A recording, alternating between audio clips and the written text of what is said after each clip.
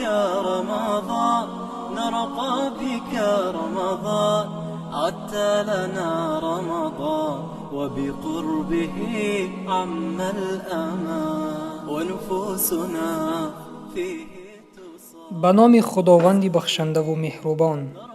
از انس ابن مالک خداوند از او راضی باد روایت است که گفت پیامبر خدا صلی الله علیه و سلم فرمودند سحری کنید زیرا در سحری کردن برکت است.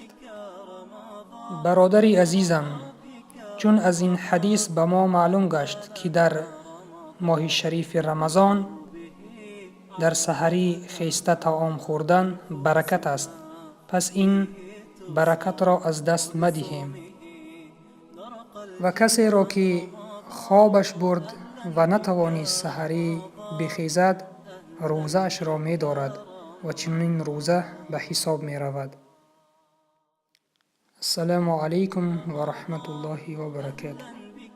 رمضان نرقى بك رمضان عدت لنا رمضان وبقربه عم الأمان.